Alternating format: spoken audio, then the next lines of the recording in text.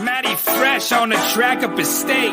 And I'm bringing to you live my boys Alec and Nate. Tequila Ty, Jay, Nelly, and Zillin in the building. So kick it back, pour the drink. We chillin' because I'm boozing and betting and balling like I'm 2-6 in the blue kicks. Watch me move quick. Yeah, this the blueprint. So who's getting involved? Welcome into the show. This is Booze, Bets, and Ball, baby.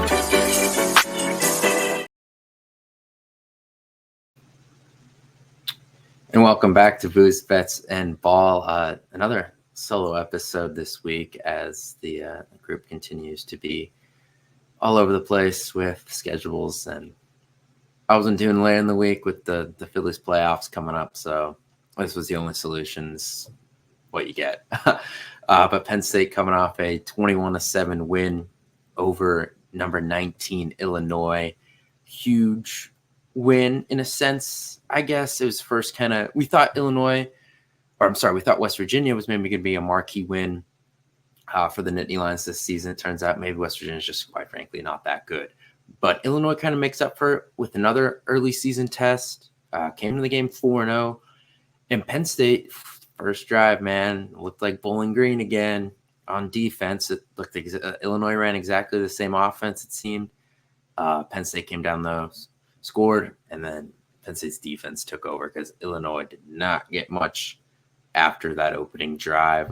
0 points and not many yards, and Penn State's defensive line came to life finally. It took a while, and quite frankly, I did not think this was the team they would come to life against just because of how sound Illinois is on both lines, really, but the offensive line.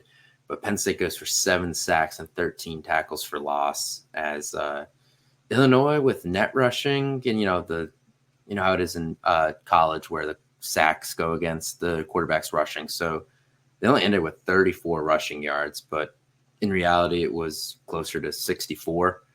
They actually didn't have a terrible time running the ball. I mean, the running back, Vegan, ran for 4.9 a carry. It's actually not that bad. They just had to get away from running the ball because, Penn State went up 21-7 in the middle of the second half. So defense played well.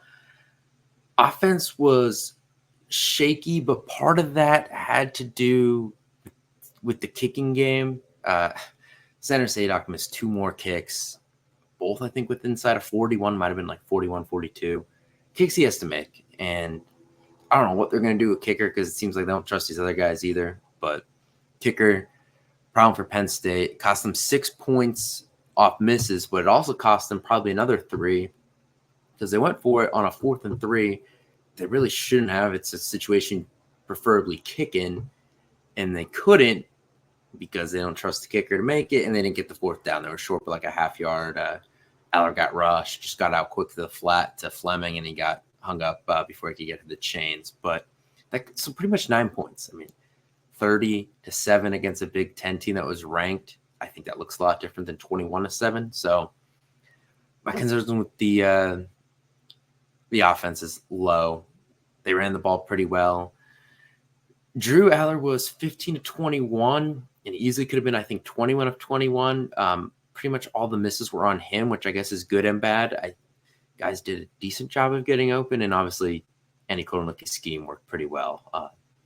Can't complain about that. He does need it. He gets a little too amped up. You saw it at times.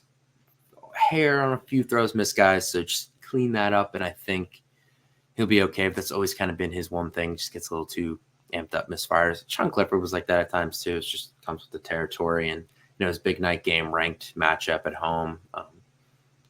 Trying to think, that's the first time Drew was the starter for a ranked matchup under the lights at home, because the only other night game they had was West Virginia last year, and they blew them out rather easily. So this was his first under the lights big test at home. So I definitely tell he was a little amped up.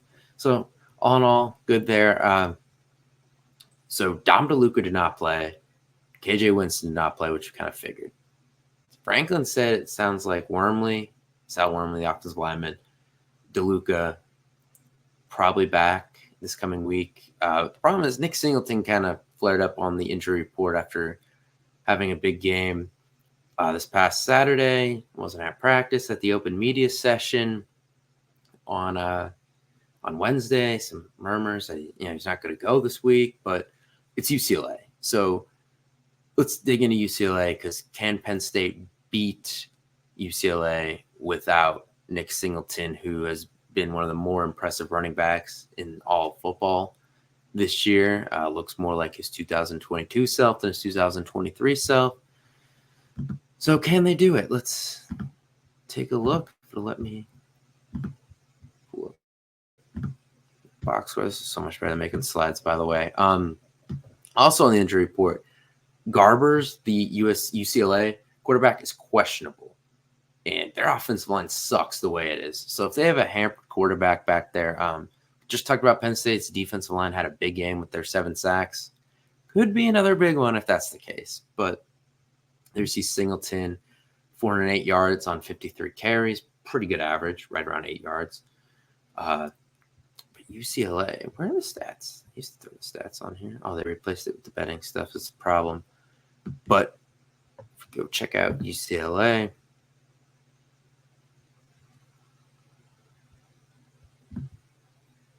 They beat Hawaii. Then it's been pretty bad since. I'll give them credit. Going at Hawaii start of season is kind of tough. Tough game there. But then, Indiana looks good. So you can't even sit here and be like, oh my God, they got blown up by Indiana. Indiana looks pretty good. UCLA, they actually hung tough in that game for a really long time. And then LSU broke away. But Oregon here, Oregon kind of does what Oregon does here. Dylan Gabriel, big game, 31-41, 278, 3 touchdowns. Drew Aller probably has to have a day like that without Nick Singleton. Now, we know Katron Allen is more than capable, but, you'd like to see numbers close to this for Aller without Singleton in there. So, 273 there. I'm pretty sure Nussmeier had a big game against him too. If it's a load for me, you can take a look at that.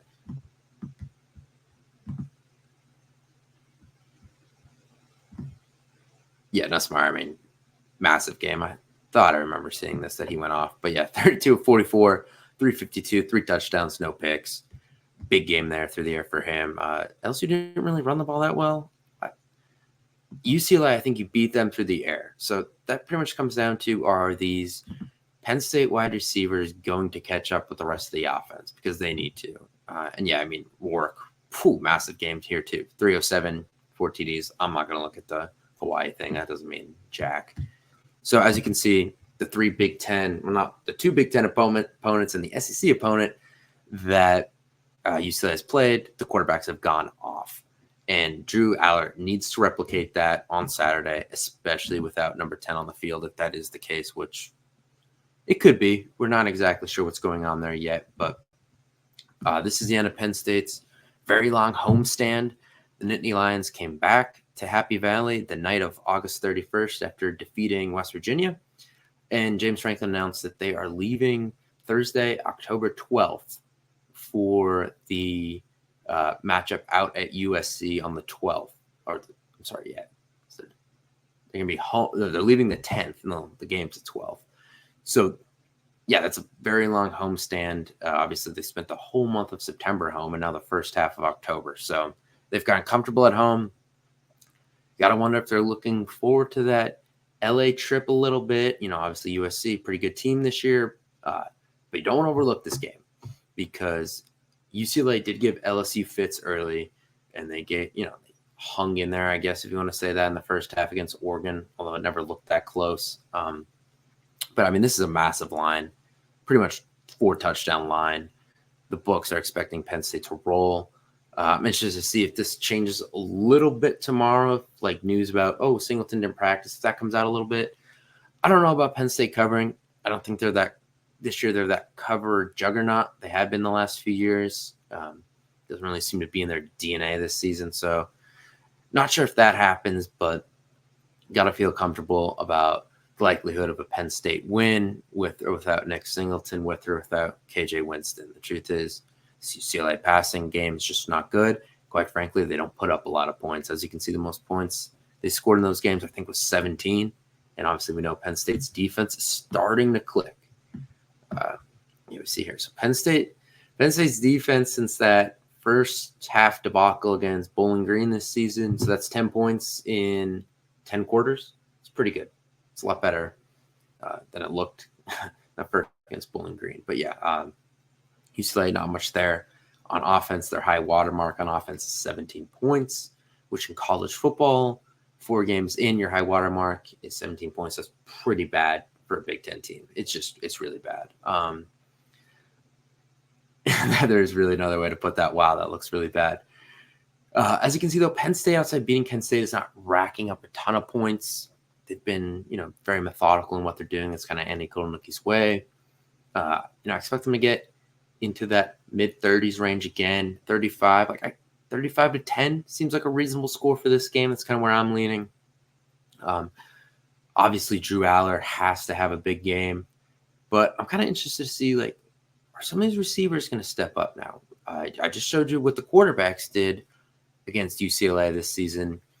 So obviously receivers have also had big games in those cases. Is someone not named Tyler Warren, who looks like the most versatile, I think I tweeted this, most versatile tight end since guys stopped playing both ways of the ball? This guy's playing quarterback, throwing, he's wildcat, running in touchdowns. Obviously we know what he does.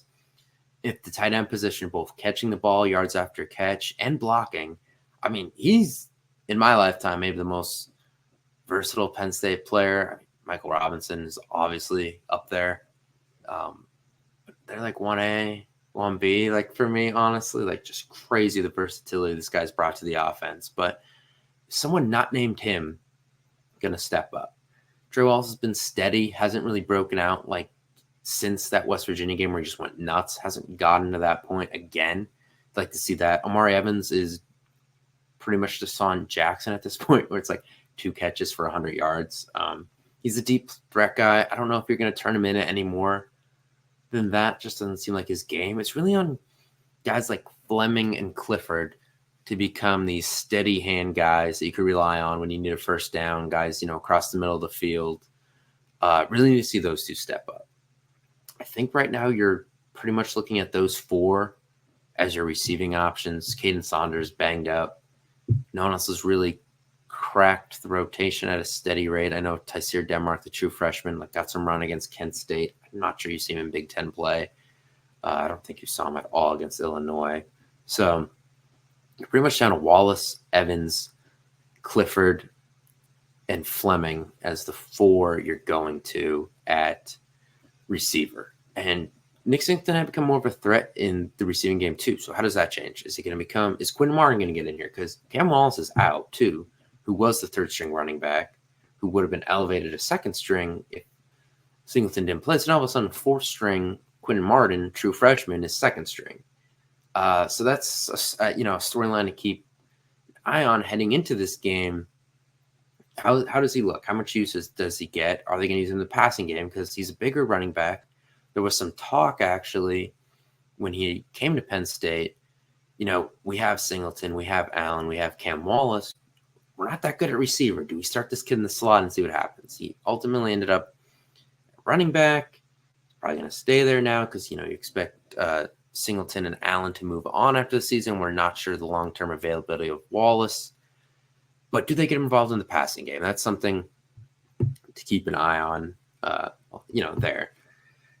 Other than that, I mean, this should be a smooth win. And, we say that as Bowling Green pretty much took this team to the wire, and they struggled with Kent State for the first 22 minutes. And, Illinois kind of jumped on them, ambushed them pretty early. But they've steadied themselves in second halves this year. And, is Tom Allen the defensive version of 2016 Joe Moorhead? It might seem that way. It really, he's been a lot better in second halves than first halves. Very steady. I mean, can't really complain about what he's done. I think he's going up 9 points in the second half this season. I think West Virginia got 6 on him in the second half, something like that. And Bowling Green got a field goal on him in the second half. So that's it. Second half this year for the Penn State defense, which is nice to see. Wish it take them as long to adjust sometimes, but It is what it is. We could talk about how you're going to get burned on that against USC and Ohio State, and you probably are, but we'll talk about that when we get there. Sticking to UCLA, I don't think it'll hurt you. This UCLA team is just not good. I think Chip Kelly knew he was going to get fired. That's why he went and became the Ohio State offensive coordinator. Again, there's a little more stability there than being the UCLA head coach, which says something. So, if UCLA's backup plays, for even backup quarterback, we're even talking about this being more of a bloodbath than it might be. I don't see a way UCLA puts up enough points, and I think Drew Aller has grown enough that even if he can't totally rely on his rushing attack like he has so far, he'll score enough to win this game. And I think Katron Allen obviously lacks the explosiveness that Nick Singleton has, but he's still a very good running back. He's probably going to get drafted moderately high in April or May, whenever the draft is this year. So, you still have him. If Cam Wallace was there, unfortunately, I don't think that's just not going to be the case for the rest of this season, most likely. So really, what does Quinton Martin look like? I think it's a big X factor here. But, the injuries are starting to pile up, and that is definitely a concern with how, they've dealt with a lot of injuries. They lost Andrew Rappelé for the year, game 1. Now it looks like they might have lost KJ Winston for a very long time, if not the season, in game 2. Game 3, lost Cam Wallace for the year, and Dom DeLuca got banged up, and Sal Wormley got banged up. Now it sounds like you're getting 2 of those guys back, which is nice. And now beat Illinois, and all of a sudden Nick Singleton looks banged up. So it's not a good trend. They're losing guys every week, and I know football's a physical sport, but these are key guys. They don't have a lot of depth at some of these positions now. Running back all of a sudden was super deep before the season, not so deep right now. Linebacker, super deep before the season. All of a sudden, Kavion Keys is dismissed from the team. Dom DeLuca's hurt. Wiley's hurt. All of a sudden, hey, the group's not that deep. Will Carter moved to defensive end. Some concerns there. So those are things to keep an eye on. They got to stay healthy this week. That is a big thing. I think Franklin, obviously, they like to do this every week, obviously. But if you still struggling, I think you try to get up 20-0 at half and pull what left of the star power you have that's not hurt. Keep Drew Aller fresh. Keep Katron Allen fresh. Keep Tyler Warren fresh. Keep Bill Carter, deny Dennis Sutton. They're kind of rotating at corner. I know some of those guys have been banged up too. So there's a lot of guys that got to get healthy. And they have a bye week after USC. So you're kind of in survival mode these next 2 weeks, especially because, you're going to USC. But a big thing for me this week is just don't look ahead to that USC trip. Kind of stay focused. You're obviously coming off a pretty emotional win over a ranked team. You're in prime time. All the eyes were on you. Nick Singleton got a lot of hype for a big play he made where he blocked the crap out of a defense man, put him on his ass, then went out, caught the ball, trucked a guy to get the first down. It was all over ESPN and stuff. So, a lot of attention this week on the team. Just kind of staying on track and focusing on UCLA, who's just quite frankly not that good, but they can't give them any reason to believe because, LSU, they hung around at LSU in the first half. I watched that game, and eventually Nussmeier broke away from them. I hope Penn State just gets off to a quicker start for once, especially on the defensive side. That would be nice to see. But gonna go 35. They keep kind of stopping at 34. I'm gonna go 35-10 in this one. I just don't think UCLA, honestly, the backup quarterback plays. I don't know if they score. So we'll see how that goes. They probably get, if Penn State does, lay off and there's walk-ons and third stringers playing in the fourth quarter, they probably get a touchdown. So 35-10 seems fair to me. I believe Penn State gets up like 28-3 though, and then kind of calls it off in the second half just to keep the health there, especially with that upcoming stretch they have where it's USC bye week at Wisconsin and then Ohio State. It's tough.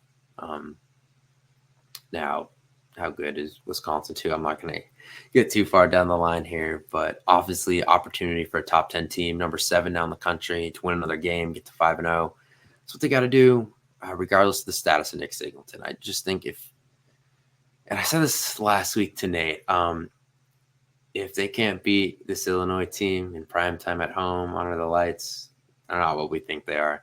They can't beat UCLA at home without Nick Singleton. They're not what we think they are. So got to get the job done here. I think they do. And then we start looking forward to that tough stretch that's coming up. But we'll get to that next week, obviously. We'll talk then. Hopefully we're talking about another Penn State win because